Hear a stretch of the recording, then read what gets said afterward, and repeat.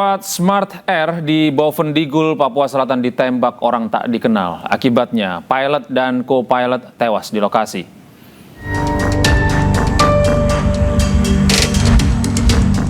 Pesawat Smart Air ditembaki di Kampung Danau Wage, Bovendigul, Papua Selatan. Penembakan berawal saat pesawat tiba di lapangan terbang Korowai Batu. Usai mendarat, pesawat ditembaki oleh sekelompok orang bersenjata. Akibatnya pilot bersama penumpang menyelamatkan diri ke hutan. Namun pilot dan co-pilot tertangkap dan langsung ditembak hingga meninggal dunia di lokasi. Ya, kalau untuk sementara yang kita pastikan itu ada korban 2 orang, tapi untuk yang lainnya kita belum tahu. Untuk situasi sampai saat ini? Sampai saat ini memang situasi kita sudah berusaha untuk berhubungan dengan kondisi masyarakat di sana ataupun masyarakat yang bisa kita hubungi. Sementara situasi belum ada perkembangan lebih lanjut, tapi yang pasti terakhir kita tahu ada 2 korban tersebut. Brigjen Faisal juga telah menyiapkan pasukan dan akan diberangkatkan ke lokasi kejadian. Sementara terkait pelaku penembakan masih dalam penyelidikan. Dan untuk mengetahui informasi selengkapnya kami telah terhubung melalui sambungan telepon dengan Kepala Operasi Damai Kartens Brigjen Polisi Faisal Ramadhani. Selamat malam Pak Faisal, terima kasih sudah bergabung bersama kami di iNews Prime. Pak Faisal, ya bagaimana Pak kondisi di Bovendigul ini pasca penyerangan kepada awak pesawat, pilot dan co-pilot pesawat Smart Air ini Pak? Ya, kalau untuk situasi di ibu kota kabupaten Tanah Merah sementara masih terkendali. Pasukan sudah tiba tadi sore di Tanah Merah. Kita usahakan besok bisa ke arah TKP, demikian. Pak, dari dugaan sementara apakah sudah diketahui dari kelompok mana nih Pak pelaku penyerangan 2 awak pesawat Smart Air ini? Kita sedang melakukan penyelidikan ya, karena di Bovendigul itu memang biasanya atau yang kita identifikasi tidak ada kelompok kriminal bersenjata di sana.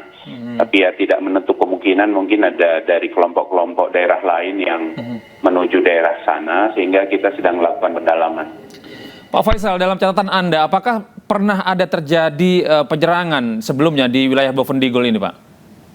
Sementara Bovendigul belum pernah ada. Memang ada itu setahun yang lalu terhadap para pendulang ya. Tapi itu daerahnya di hulu sungai sana, di atasnya Korowai lagi.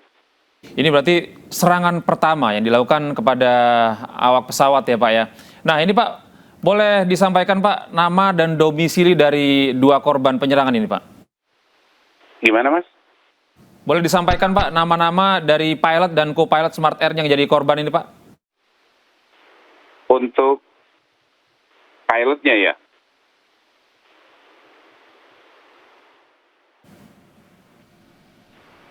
Halo? Iya Pak, untuk pilot dan co-pilot Smart Air nih Pak yang jadi korban, namanya siapa atau domisilinya di mana Pak? Apakah sudah mendapatkan informasi? Kalau untuk domisili kita sedang komunikasi ya dengan dengan maskapai. Cuma kalau untuk ininya untuk nama ya Pak ya? Korban yang co-pilot itu atas nama Pak Baskoro, kemudian untuk pilotnya atas nama Pak Ergan. Nah ini untuk pesawat Smart Air yang mendarat di Bovendigul ini pesawat sipil atau dalam misi menyalurkan bantuan atau barang Pak?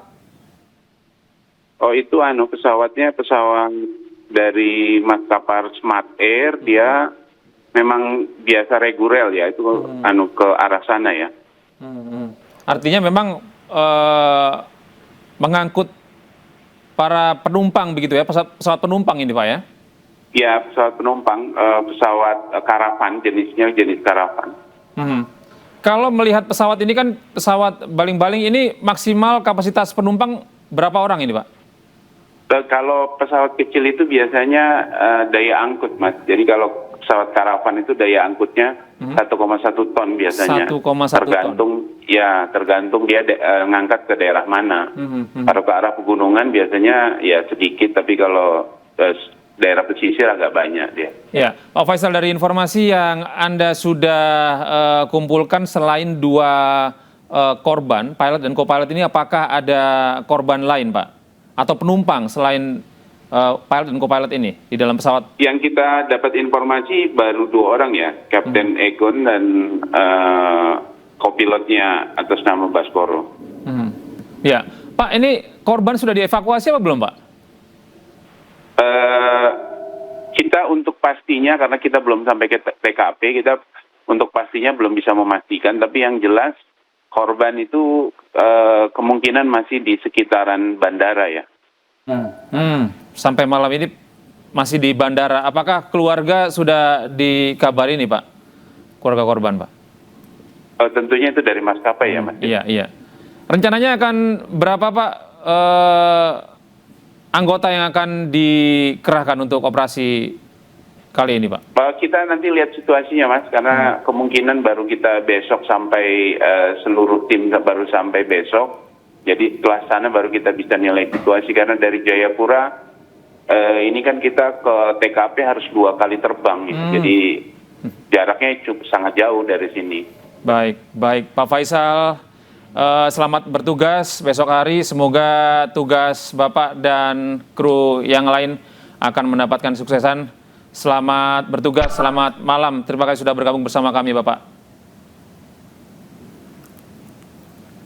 Ya, kini kita beralih ke informasi lain, pemirsa. Seorang jambret di Jalan Menteri Supeno, Umbul Harjo, Kota Yogyakarta ditangkap. Korban yang mengendarai motor langsung mengejar dan menabrak motor pelaku hingga jatuh.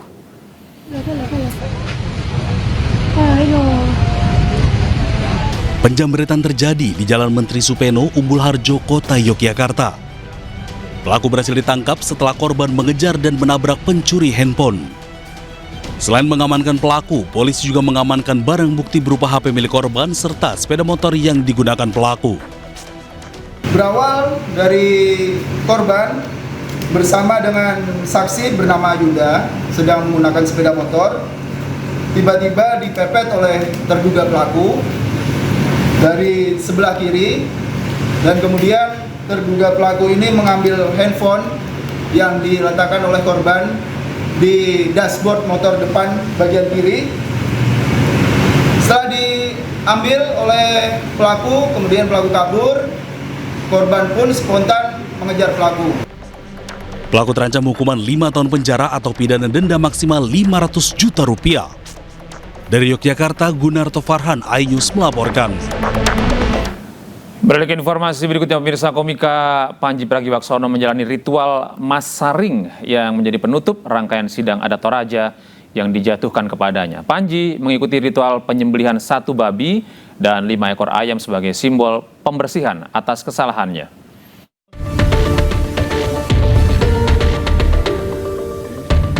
Komika Panji Pragiwaksono mengikuti puncak ritual adat di Tongkonat, Layu Kairo, Kabupaten Tanah Toraja, Sulawesi Selatan. Ritual adat ini adalah bagian dari sanksi adat yang dikenakan kepada Panji buntut penghinaan adat dan budaya suku Toraja. Panji mengikuti ritual adat menyembelih 1 ekor babi dan 5 ayam. Ia didampingi ketua aman dan para perwakilan dari 32 wilayah adat se-Toraja. Ya, saya tadi kan memahaminya bahwa ini adalah yang dilakukan untuk menghasilkan keharmonisan kembali. Saya baru pertama kali mengalami proses seperti ini dan sangat spesial buat saya, sangat indah menurut saya, sangat spesial. Ini saya nggak akan pernah ngalamin sesuatu seperti ini lagi sih. Jadi pengalaman yang menyenangkan. Intinya bahwa pelaksanaan acara ini adalah untuk memulihkan terganggunya harmoni kehidupan selama ini, sehingga semua aspek kehidupan, baik itu manusia dengan manusia, manusia dengan alam, manusia dengan Tuhan, kembali menjadi harmoni. Sanksi yang dijatuhkan kepada Panji ini merupakan buntut materi stand-up komedinya terkait ritual Rambo Solo yang dianggap melukai masyarakat Toraja. Dari Tanah Toraja, Sulawesi Selatan, Jufri Tonapa, iNews melaporkan. Mantan Menteri Agama Yakut Khalil Qumas mengajukan pra-peradilan status tersangkanya di kasus korupsi kuota haji. KPK menegaskan penetapan tersangka Yakut sesuai ketentuan hukum yang berlaku.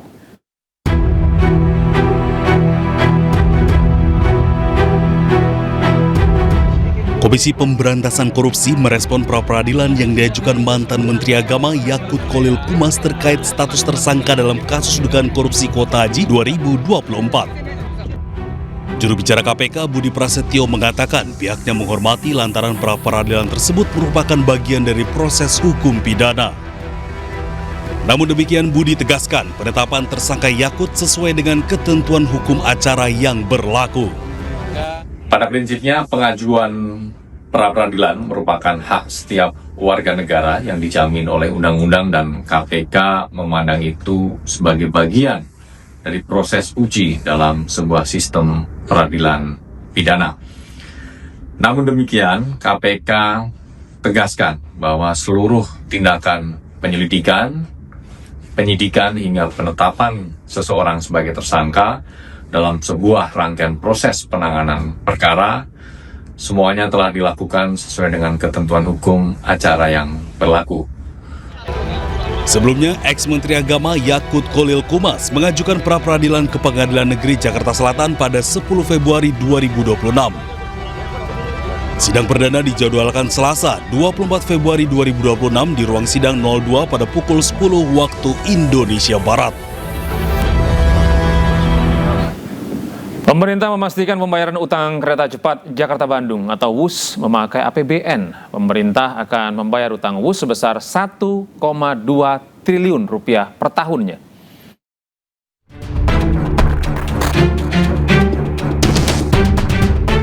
Pembayaran utang kereta cepat Jakarta-Bandung atau WUS sebesar 1,2 triliun rupiah per tahun dipastikan akan memakai dana APBN. Hal ini disampaikan oleh Menteri Sekretaris Negara Prasetyo Hadi. Kemarin laporan terakhir, rapor jajaran antara, jadi masih ada finalisasi.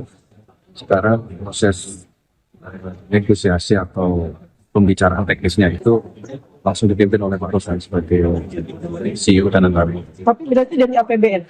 Dari APBN? Ya. Sebelumnya 3 Februari lalu, Menteri Koordinator Bidang Infrastruktur dan Pembangunan Kewilayahan Agus Harimurti Yudhoyono menyebut upaya restrukturisasi keuangan proyek WUS masih butuh proses dan waktu. Namun pemerintah tetap berencana meneruskan proyek WUS yang saat ini hanya melalui rute Jakarta-Bandung. Intinya kita ingin terus cari solusi yang terbaik. Ini masih butuh proses, butuh waktu, dan kita tentu akan berkomunikasi dengan pihak Tiongkok. Semangatnya semua adalah mencari solusi. Kita ingin pastikan proyek yang besar dan juga strategis itu bisa terus eksis dan berjalan bahkan semakin maju karena juga banyak yang berharap selain sampai dengan Bandung, harapannya bisa tembus sampai dengan katakanlah Surabaya, Jawa Timur. Menurut AHY, perluasan proyek WUS hingga Jawa Timur ini akan menjadi manfaat dan nilai tambah yang bisa dinikmati masyarakat. Tim Liputan iNews melaporkan. Pemirsa, pengamat kebijakan publik Bonatua Silalahi diperiksa sebagai ahli dalam kasus ijazah Jokowi di Polda Metro Jaya. Bonatua memberikan keterangan untuk tersangka Roy CS di Polda Metro Jaya.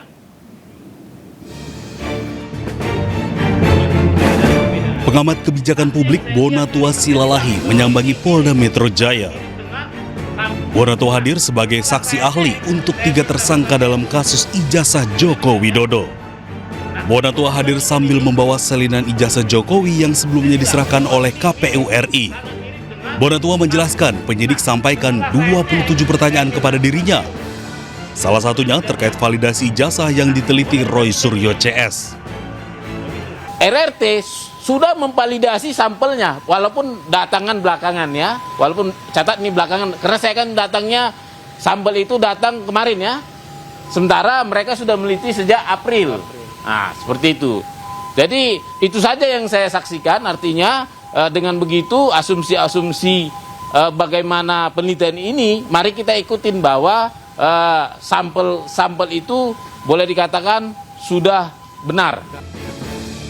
Sebelumnya, Komisi Pemilihan Umum serahkan salinan ijazah Jokowi kepada Bonatua Silalahi. Salinan dokumen itu akan diserahkan oleh Bonatua kepada masyarakat. Dari Jakarta, Tim Liputan iNews melaporkan. Sementara itu Jokowi mendatangi Polresta Solo pada Rabu sore. Kedatangan Jokowi untuk memberikan keterangan ke penyidik Polda Metro Jaya dalam kasus tudingan ijazah palsu. Jokowi tiba di Mapolresta Solo pada Rabu sekitar pukul 15:55 waktu Indonesia Barat. Jokowi yang datang dengan pengacaranya disambut oleh Kapolresta Solo, Kombes Catur Cahyono Wibowo. Kedatangan Jokowi ke Polresta Kota Solo disebut untuk memberikan keterangan tambahan dalam kasus dugaan pencemaran nama baik terkait tudingan ijazah palsu yang dilaporkan ke Polda Metro Jaya.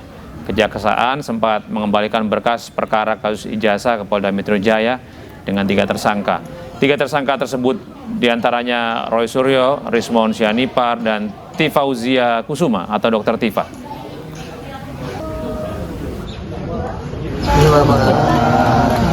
Sedikit soal tadi pemeriksaannya atau apa Pak? Ya, ada pemeriksaan tambahan, tapi untuk keterangan dan penjelasan biar penasihat hukum yang lebih menjelaskan secara rinci. Ya. Dan untuk mengetahui informasi perihal hasil pemeriksaan Jokowi di Mapolresta Solo, kami telah terhubung dengan Firmanto Laksana, kuasa hukum Joko Widodo. Selamat malam, Pak Firmanto. Mas Gede, selamat malam. Iya. Pak Firmanto, seperti apa tadi proses pemeriksaan yang berlangsung tadi sore kepada Presiden ke-7 Republik Indonesia Joko Widodo? Ya, terima kasih, selamat malam. Jadi tadi Bapak diperiksa di Mapolresta Solo sekitar 2,5 jam, dari jam 4 kurang sampai dengan jam 18.30-an gitulah. Dan Bapak diberikan beberapa pertanyaan, kurang lebih ada 12 sampai 13 pertanyaan, yang mana itu merupakan pendalaman dari berita acara yang sebelumnya. Jadi hari ini atau minggu inilah tepatnya, ada beberapa hari ini pihak penyidik sedang berada di Solo dan di Yogyakarta. Jadi pada kesempatan itu akhirnya Bapak juga dapat panggilan dan kita juga memohon untuk dapat dilakukan pemeriksaan di Solo, dan akhirnya dilakukanlah pemeriksaan tadi. Jadi intinya pendalaman dari apa yang disampaikan oleh pihak kejaksaan untuk didalami, dan Bapak dengan baik tadi sudah melengkapi semuanya dan selesai sekitar jam 18.35 tadi kurang lebih. Ya, Mas Firmanto, materi apa yang menjadi sangat penting yang ditanyakan oleh penyidik dan kemudian dijawab oleh Pak Jokowi? Antara lain mengenai skripsi, kemudian juga mengenai ijazah, kemudian juga mengenai detail-detail mengenai bagaimana Bapak berkuliah di UGM. Itu kurang lebih yang didalami. Mas Firmanto, apa yang perlu diketahui oleh publik terkait dengan pemeriksaan Pak Jokowi tadi sore? Ya, jadi Bapak sudah menyampaikan mengenai pada saat beliau dari mulai kuliah, kemudian mengikuti proses perkuliahan dan sampai dengan akhirnya melakukan skripsi, kemudian juga menyampaikan kelengkapan berkas sampai dengan akhirnya skripsi disidangkan dan Bapak mendapatkan ijazah, termasuk juga dengan skripsinya dan juga lembar pengesahan skripsinya yang benar. Kemudian juga mengenai masalah beberapa nama terkait dengan teman-temannya yang memang ikut dijadikan saksi juga, dikonfirmasi oleh pihak penyidik. Nampaknya itu merupakan petunjuk atau P19 yang disampaikan oleh pihak jaksa kepada penyidik. Demikian. Ya, Mas Firmanto, kalau tadi Pak Jokowi juga membawa ijazahnya atau skripsinya, Pak? Enggak, hari ini Bapak tidak membawa dokumen, Bapak hanya dimintai pendalaman keterangan. Jadi memberikan keterangan saja tadi Bapak. Jadi keterangan-keterangan tambahan yang digunakan dalam rangka pendalaman yang diperlukan oleh pihak kejaksaan. Demikian. Selain Pak Jokowi, ada Kompol Syarif juga yang diperiksa, betul demikian, Mas Firmanto? tadi waktu kita mendampingi Bapak, kebetulan hanya Bapak. Mengenai Kompol Syarif kita belum dapat informasinya, demikian. Iya, kami mendapatkan informasi bahwa Kompol Syarif ini juga nanti akan diperiksa. Apakah Mas Wiranto juga ada informasi terkait hal ini dan rencana apa, materi apa saja yang akan ditanyakan nih kalau ada Kompol Syarif yang juga diperiksa? Jadi kalau mengenai Kompol Syarif mungkin mengenai pada saat itu ada berita-berita. Jadi terkait dengan hal-hal juga fitnah dan pencemaran nama baik. Saya rasa seputar itu yang kita ketahui. Kalau tadi Mas Wiranto mendampingi Pak Jokowi, bagaimana kondisi kesehatan dan psikologi dari Pak Jokowi dalam menerima pertanyaan-pertanyaan dari penyidik, Mas? Bapak dalam kondisi sehat, baik, gitu ya, dan cukup cakap dalam rangka memberikan keterangan. Dan tadi kurang lebih 2,5 jam lebih, Bapak melakukan semuanya dengan baik. Sehat seperti itu. Mas Wiranto, kalau tadi pemeriksaan seputar masa-masa perkuliahan, begitu masa-masa KKN pembuatan skripsi, begitu ya Pak, Mas ya. Ini apa nih temuan yang perlu dibagi dengan publik? Sebenarnya udah sering disampaikan, hanya mungkin diperlukan informasi secara tertulis. Jadi terkait dengan rangkaian perkuliahan Bapak, kemudian sampai dengan Bapak juga melakukan skripsinya, kemudian melakukan ujian, kemudian juga mengenai apa skripsinya, seperti itu. Jadi sebenarnya hal-hal yang sudah disampaikan juga sudah didapat dari beberapa saksi mungkin dari UGM dan mungkin dikonfirmasi lagi ke Bapak sehingga nanti menjadi informasinya menjadi lengkap seperti itu. 12 pertanyaan ya tadi ya Mas ya? Kurang lebih itu, tapi kalau bicara esensinya mungkin kurang dari 10 lah ya, kurang lebih 10. Iya. Dari 10 pertanyaan itu apakah dirasa cukup bagi penyidik maupun dari kuasa hukum Pak Jokowi? Tadi penyidik saya lihat cukup sudah cukup atas keterangan dari informasi yang diberikan Bapak, dan saya pikir itu merupakan pendalaman yang disampaikan oleh pihak kejaksaan. Jadi jaksa mungkin memberikan petunjuk dalam P19-nya, kemudian ditindaklanjuti oleh penyidik, dan penyidik dalam hal ini memanggil Bapak, kebetulan sedang ada di Solo, dan kemudian Bapak melakukan penambahan keterangan dalam berita acara pemeriksaan keterangan tambahan tadi. Dan itu saya lihat dan dari penyidik menyampaikan cukup dan semuanya akhirnya ditutup seperti itu. Nah ini proses hukum berikutnya apa nih Mas Wiranto dari? Jadi saya pikir kalau nanti ini semua sudah dilengkapin dan minggu ini saya lihat rangkaiannya mereka ada di Solo dan di Yogyakarta. Jadi saya dapat informasi demikian dari penyidik. Saya pikir itu melengkapi mungkin kalau di Solo mungkin ke UGM kali ya, karena kan posisi UGM di Solo. Kalau di sini mungkin terkait dengan teman-teman Bapak, terkait dengan perkuliahan dan sebagainya, seperti itu. Dan kalau semuanya sudah lengkap, saya pikir akan dikembalikan lagi kepada pihak kejaksaan untuk diperiksa, dan kalau memang sudah benar-benar lengkap akan dilimpahkan menurut saya kepada pengadilan seperti itu. Saya konfirmasi kembali bahwa berikutnya adalah pemeriksaan dari pihak UGM yang ada di Yogyakarta begitu ya Mas ya? Nah, kalau pihak UGM-nya saya kurang kopi, tapi penyidik tadi menyampaikan mereka berada di beberapa tempat termasuk di Jakarta, di Surakarta atau di Solo, dan di UGM. Tapi mengenai siapa dan bagaimana mungkin teknisnya itu lebih kepada penyidik. Hanya saya mengira-ngira kalau kita bicara dia berada di Yogyakarta, kemungkinan besar adalah di kampus UGM atau pihak-pihak saksi yang memang memberikan keterangan di UGM. Demikian. Mas Wiranto, saya konfirmasi kembali bahwa pemeriksaan hari ini adalah upaya untuk melengkapi pemberkasan P19 ya dari Kejaksaan, betul? Betul. Jadi setelah jaksa memberikan petunjuknya dalam P19, pihak penyidik melakukan meminta berita acara tambahan pada Bapak, dan hari ini adalah memenuhi hal itu, undangan dari penyidik seperti itu. Dan ini kalau menurut dari kuasa hukum Pak Jokowi sudah cukup lengkap menurut Mas Wiranto? Ya, karena tadi semua pertanyaan yang disampaikan oleh penyidik yang juga mungkin merupakan petunjuk dari jaksa dalam P19-nya itu sudah ditanyakan semua, dan tadi kami juga mengkonfirmasi apakah ada yang lain. Menurut penyidik cukup, dan oleh karena itu ya, tadi ditutup dengan baik di sekitar jam 18.35, 18.30, 18.35 demikian. Iya, baik, terima kasih Mas Firmanto atas waktunya sudah bergabung bersama kami di iNews Prime. Selamat malam.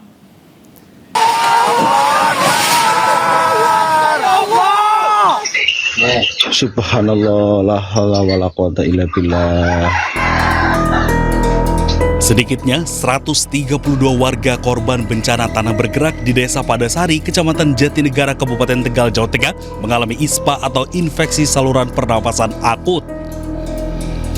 Mereka terdiri dari balita, anak-anak hingga orang tua. Kondisi pengungsian yang cukup panas pada siang hari dan dingin pada malam hari membuat warga terutama balita dan anak-anak muda terserang batuk pilek dan sakit tenggorokan.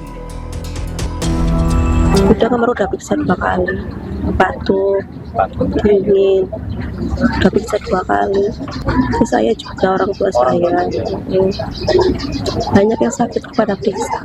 Untuk saat ini banyak sekali keluhan untuk anak-anak ya, sudah muncul batuk pilek, muncul gatal-gatal. Itu yang untuk anak-anak. Sedangkan untuk lansia sendiri adalah paling banyak adalah hipertensi, batuk dan keluhan nyeri kaki. Terus kalau untuk sebagian sudah ada yang mulai mencret atau diare.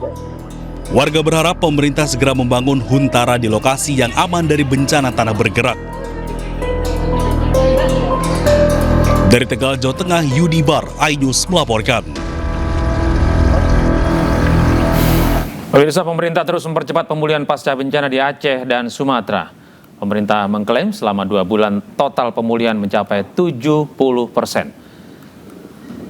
Menteri Dalam Negeri Tito Karnavian sekaligus Ketua Satuan Tugas Percepatan Rehabilitasi dan Rekonstruksi Pasca Bencana Wilayah Sumatera mengungkap ada 52 daerah yang terdampak. Saat ini 37 wilayah sudah kembali normal. Pemerintah juga memberikan atensi khusus untuk pengungsi bencana dengan memberikan hunian dan bantuan uang. Bantuan yang diberikan bervariasi antara 15 hingga 30 juta rupiah. Yang menjadi atensi kita tentu adalah pengungsi. Karena pengungsi ini harus segera, jangan terlalu lama di tenda. Baik yang rumahnya rusak ringan, rusak sedang, rusak berat atau yang bahkan hilang. Untuk itu perlu dilakukan perlakuan-perlakuan kepada mereka.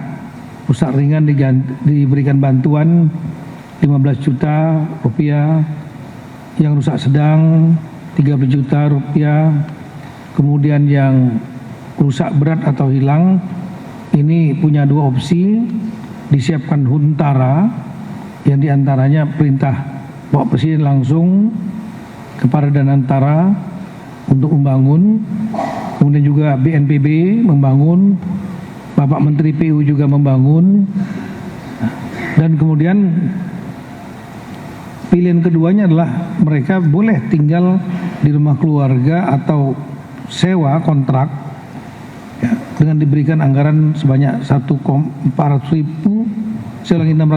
per bulan, sekaligus 3 bulan 1,8. Di samping itu ada juga skema bantuan yang lain, yaitu untuk perabotan dan stimulan ekonomi untuk mereka yang berhak, yang dianggap oleh para bupati, wali kota, mereka layak. Sementara itu dalam konferensi pers percepatan rehabilitasi dan rekonstruksi di kantor Kementerian Dalam Negeri Jakarta pada Rabu 11 Februari 2026 dijelaskan ada 11 kabupaten kota yang masih memerlukan perhatian khusus dan berikut daftarnya.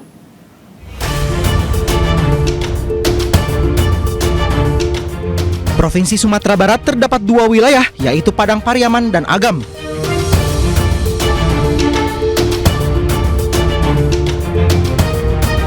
Lalu Provinsi Sumatera Utara ada 2 kawasan, yakni Tapanuli Utara dan Tapanuli Tengah.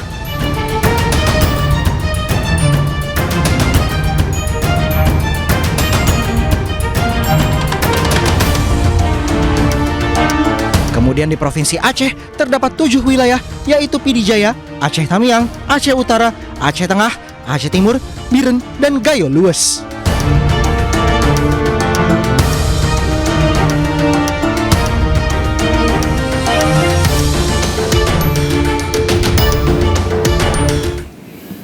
Pemirsa, pada masa pemulihan pasca bencana di Sumatera Barat, TNI Angkatan Darat Kodam 20 Tuanku Imam Bonjol membangun jembatan gantung perintis Garuda di Desa Guo, Kecamatan Kuranji, Kota Padang.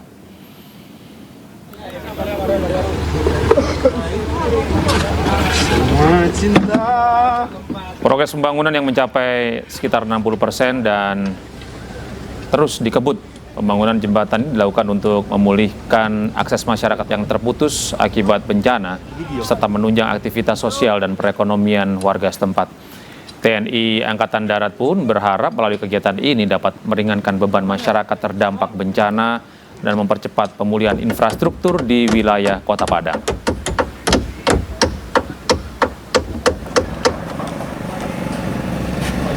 Sementara itu, pada masa pemulihan pasca bencana Sumatera Utara, Selasa pagi, personel Brimob Polda Sumatera Utara membantu pembangunan hunian sementara dan hunian tetap di Tapanuli Selatan. Pembangunan huntara ada di Desa Napa dan Desa Hapesong Lama, Kecamatan Batang Toru.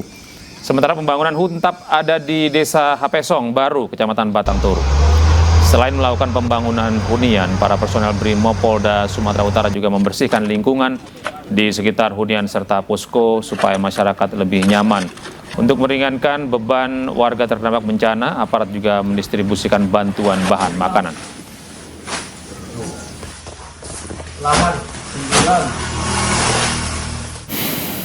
Kita beralih ke informasi berikutnya, pemirsa. Jelang puasa, Perum Bulog Aceh memastikan ketersediaan stok beras di Aceh dalam kondisi aman. Tidak hanya itu, meski di tengah kondisi bencana, Bulog Aceh juga memastikan harga beras tetap stabil dan tidak terjadi lonjakan.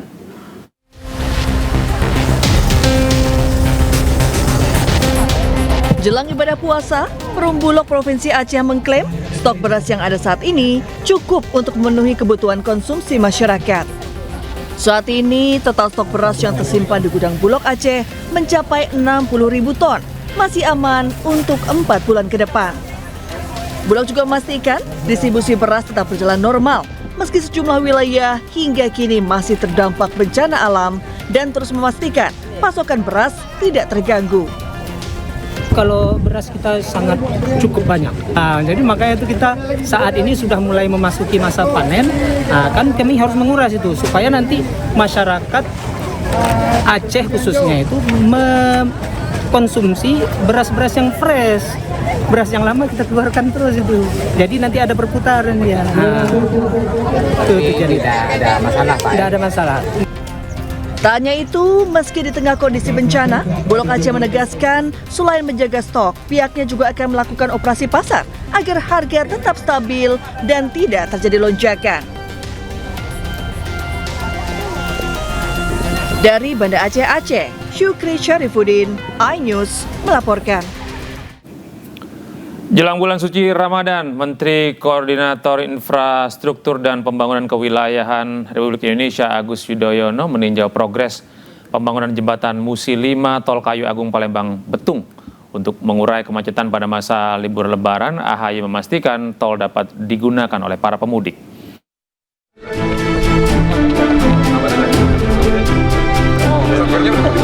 Menteri Koordinator Bidang Infrastruktur dan Pembangunan Kewilayahan Agus Harimurti Yudhoyono meninjau progres pembangunan ruas tol Palembang Betung termasuk struktur ikonik jembatan Musi 5 yang menjadi bagian dari proyek strategis nasional. Dalam kunjungannya, AHY menegaskan ruas tol itu memiliki peran vital dalam memperkuat konektivitas wilayah di Pulau Sumatera. Proyek ini merupakan bagian dari jalan tol Trans Sumatera yang nantinya menghubungkan Lampung hingga Aceh. Kehadiran tol ini akan memangkas waktu tempuh secara signifikan, meningkatkan produktivitas, serta mengurangi titik kemacetan, terutama saat arus mudik dan arus balik Lebaran. Pemerintah menargetkan ruas tol ini dapat difungsikan secara sementara atau fungsional sebelum Lebaran, tepatnya H-10. Signifikansinya adalah yang biasanya tanpa ada jalan tol dari Palembang menuju Betung itu bisa 3 hingga 4 jam. Insya Allah dengan hadirnya jalan tol termasuk jembatan ini bisa hanya 1 jam saja. Meski mendorong percepatan, AHY mengingatkan pentingnya keselamatan kerja dan kualitas konstruksi. Sebelum dioperasikan, jembatan Musi 5 akan menjalani uji kelaikan termasuk uji beban. Dari Palembang, Sumatera Selatan, Muhammad Riza Fahlevi, iNews melaporkan. Beralih ke informasi lain, pemirsa, TNI siap kirim pasukan perdamaian ke wilayah konflik seperti di Gaza, Palestina. Saya nyatakan meski demikian, Wakil Panglima TNI Jenderal TNI Tandio Budi Revita menyebut belum menentukan jumlah personel yang akan dikirim. Namun pihaknya telah menyiapkan sejumlah opsi agar bisa berpartisipasi aktif untuk mewujudkan perdamaian di Gaza. TNI siap ya, berapapun yang dibutuhkan. Nanti mungkin kalau tidak salah minggu terakhir bulan Februari ini akan diputuskan berapa TNI nanti yang akan berkontribusi secara jumlah pasukan. Sampai sekarang kita banyak, sudah ada beberapa 3 opsi untuk bisa kita berpartisipasi aktif terhadap perdamaian di Gaza. Air bersih disalurkan ke sejumlah titik permukiman bantaran Sungai Cisadane, Kota Tangerang, Banten. Hal ini dilakukan karena sebagian pipa penyaluran air ditutup karena dikhawatirkan masih terdampak limbah kimia. Proses produksi air bersih dihentikan karena air baku dari Sungai Cisadane terindikasi tercemar limbah karena bau menyengat dan ditemukan banyak ikan yang mati. Kalau saat ini kami pastikan pemerintah Kota Benteng bahwasanya air yang diolah dan didistribusikan ke pelanggan dan masyarakat Kota Tangerang aman dan layak dikonsumsi. Jadi semalam itu memang sempat berhenti produksi kurang lebih di jam 22 sampai jam 05 pagi. Mengimbau kepada warga di bantaran Sungai Cisadane ataupun yang datang ke Sungai Cisadane untuk tidak memanfaatkan air Sungai Cisadane untuk cuci dan kebutuhan hidup sehari-hari. Sebelumnya, dengan menggunakan pengeras suara, aparat gabungan mengimbau kepada warga sekitar bantaran Sungai Cisadane untuk tidak beraktivitas di aliran sungai dan tidak mengkonsumsi ikan yang mati akibat tercemar limbah.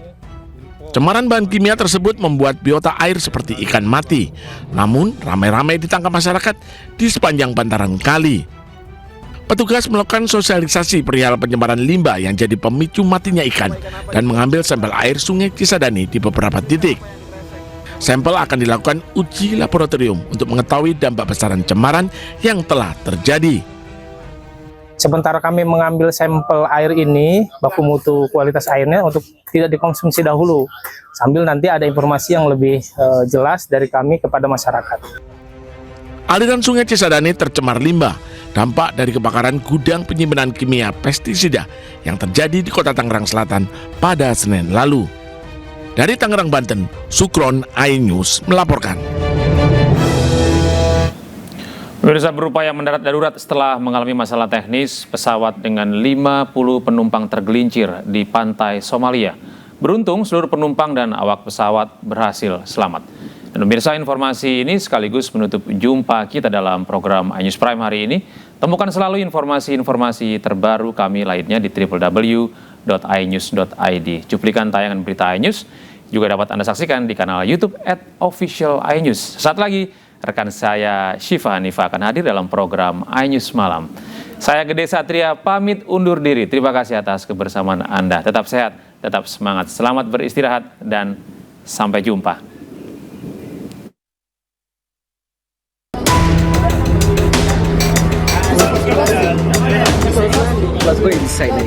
Pesawat penumpang jenis Fokker 50 tergelincir ke garis pantai saat melakukan pendaratan darurat di Bandara Internasional Aden Abdul di Mogadishu, Somalia. Sebelumnya, pesawat mengalami masalah teknis sekitar 15 menit usai lepas landas. Saat berupaya melakukan pendaratan darurat, pesawat terus bergerak melewati landasan pacu dan tergelincir dari landasan hingga berakhir di garis pantai.